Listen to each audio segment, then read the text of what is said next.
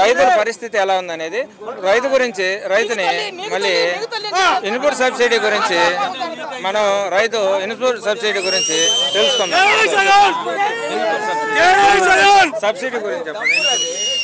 Subsidy గత ప్రభుత్వంలో చాలా బాగా అందిందండి రైతులందరికీ. కానీ ఈ ప్రభుత్వంలో మాత్రం సబ్సిడీ అనే దాఖలానే లేదు. అసలు సబ్సిడీ ఎలా అప్లై చేసుకోవాలని అర్థం కాని పరిస్థితులు ఉన్నారు రైతాంగం. గత ప్రభుత్వానికి ఈ ప్రభుత్వానికి వ్యత్యాసం ఏంటంటే, ఈ క్రాప్ చేయించుకోవాలండి. లాస్ట్ ప్రభుత్వంలో ఈ క్రాప్ సచివాలయానికి వెళ్తే ఫ్రీగా చేసేటోళ్ళు. ఈ ప్రభుత్వంలో 10,000 పెట్టి చేయించుకున్నానండి. నేను కౌలుకి తీసుకున్న పొలం 100 ఎకరం వేస్తాను. నేను 10-15 వేలు దాకా ఈ క్రాప్ చేయించుకోవడానికి ఖర్చు అయింది నాకు. ఏదైనా వస్తాయేమో పంట నష్టపోతా అని చెప్పేసి ఏ ఒక్క పంట పండల. ఆల్మోస్ట్ మా మండలం మొత్తం 0%, పూర్తిగా కరువు మండలంగా ప్రకటించారు. సరే ఏమన్నా వస్తాయేమో, ఈ కందులు రేట్ అట్లా లేదు, డబ్బులు పెట్టి కట్టేసుకున్న వాటికి కానీ రూపాయి డబ్బులు రాలా. ఏం చేయాలి, ఎలా బతకాలి అర్థం కాని పరిస్థితి. ఆ రోజు మొత్తం ₹1 కానీ మనం కట్టలా, మొత్తం జగనన్నే కట్టాడు ఆ రోజు. ఇప్పుడు కూటమి ప్రభుత్వం వేల కోట్లు పెట్టి అమరావతిని కన్స్ట్రక్షన్ చేస్తుంది, ఇప్పుడు వర్క్ చేస్తుంది.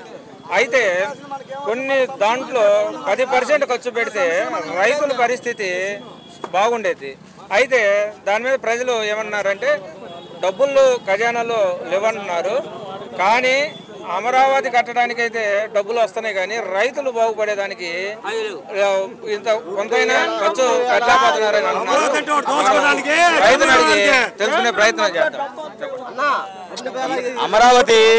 అమరావతి రాజధాని అంటే అది కేవలం వాళ్ళ సామాజిక వర్గానికి చెందిన రాజధాని కాబట్టి ఆ అమరావతి మీద ఎక్కువ ఫోకస్ పెడుతున్నారు. దాంట్లో కనీసం 10%, 5% ఖర్చు పెట్టినా రైతులు బాగోగు ఎంతో కొంత మెరుగుపడాయి. పూర్తిగా వాళ్ళు గడ్డనెక్కించలేకపోయినా కనీసం పోయేవాడు తాడన్న అయితే వాడు ఎట్టో తిట్టినదాన్ని పట్టుకుని లాక్కొచ్చుకునేవాడు, గెట్టుకొచ్చేవాడు. పూర్తిగా జరిగింది ఏంటంటే కేవలం వాళ్ళ సామాజిక వర్గానికి మాత్రం న్యాయం చేసేలా మాత్రమే పనిచేస్తున్నారు తప్ప ప్రజానికమే ఇది ప్రజలుండే రాష్ట్రం, ఇది మనం ఉండే రాష్ట్రంగా ప్రజలందరూ ఉంటేనే మనం ఉంటామనే ఆలోచనతో లేరండి వాళ్ళు.